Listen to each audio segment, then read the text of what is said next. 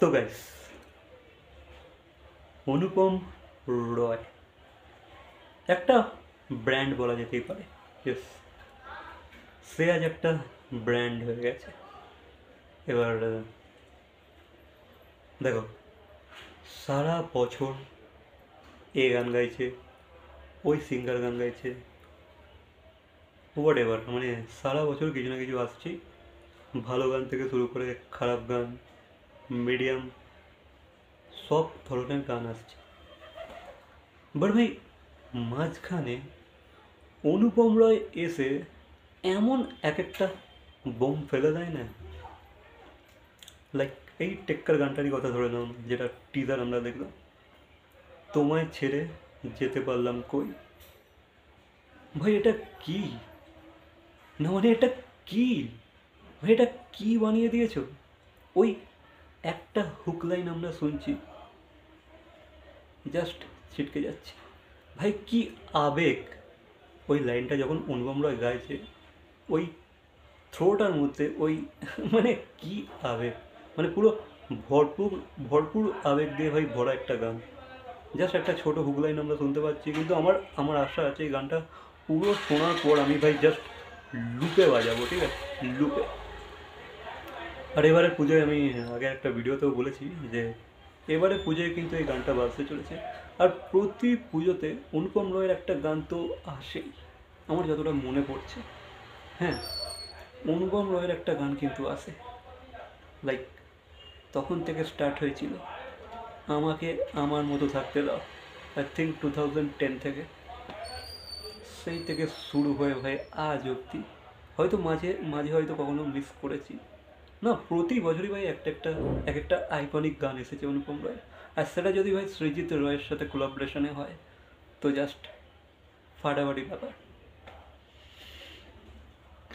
মানে যেটা বললাম আর কি, যে সারা বছর এ গান গাইছে, ও গান গাইছে, বড় বড় সিঙ্গাররা গান গাইছে, বড় বড়, আমি কাউকে ছোট করছি না, সবার এক একটা আলাদা জায়গা আছে, ঠিক আছে, সবার এক একটা আলাদা পজিশন আছে, এক একটা স্পেশালিটি আছে। বাট ভাই, অনুপম রয় বাঙালির আবেগকে যেভাবে হিট করে, যেভাবে টাচ করে, যেভাবে সবার মন জয় করে নিতে পারে, অন্তত আমার তো ভাই মন জয় করে নেয়, অন্তত আমার ইমোশনকে তো ভাই টাচ করে, হিট করে, ঠিক আছে, তার গানগুলো, এই ধরনের গানগুলো, লাইক টেক্কার যেমন গানটা আসতে চলেছে, এই গানগুলোর টিউন বলো, কথা বলো, কথাটা যদিও রণজয় লিখেছে, এই গানের যে মিউজিশিয়ান, মানে যে মিউজিক কম্পোজার সেই লিখেছে, তবে অনুপমও ভালো লেগে, ঠিক আছে, ঠিক আছে, তবে ভাই আলাদা।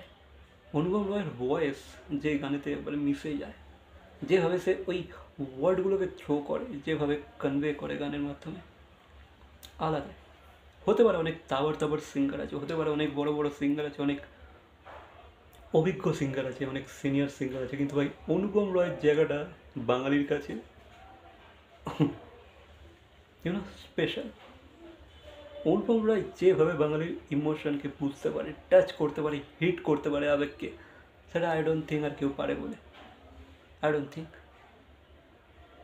পারে, অনেকেই পারে, বাট ভাই অনুপম রয়ের মতো কিন্তু পারে না।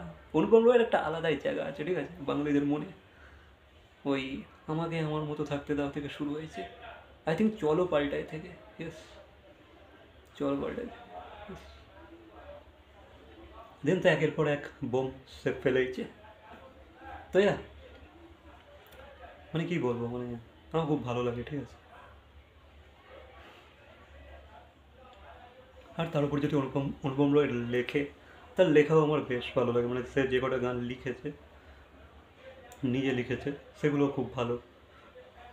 তার লেখার মধ্যে তো অন্য লেভেলের একটা ব্যাপার আছে, মানে এর আগে এই ধরনের কেউ রাইটিংস আমাদের বাংলা, হ্যাঁ অনেকে লিখেছে, বাট অনুপম রায় যেই ঢাঁচাটা দেখে, যেই স্টাইলাইজেশনে দেখে, যেভাবে লেখে, তার যে ওয়ার্ডগুলো হয়, তার যে ওয়ার্ড চয়েসগুলো হয়, লাইক কী বলে বেশ পান্তা ভাতে পুড়িয়ে গেছি নাকি কী একটা বলেন, মানে তার গানের তো অনেক রকমের লিরিক্স আছে, খুবই ইউনিক, ঠিক আছে, যেগুলোকে হয়তো কোনোদিন চিন্তাও করেন যে ভাই এগুলো একটা গানের লিরিক্স হতে পারে, সেগুলোকে সে লিরিক্সের মাধ্যমে ফুটিয়ে, গানের মাধ্যমে ফুটিয়ে এত সুন্দরভাবে ডেলিভার করেছে যে ভাই অডিয়েন্সের মন জয় করে নিয়েছে।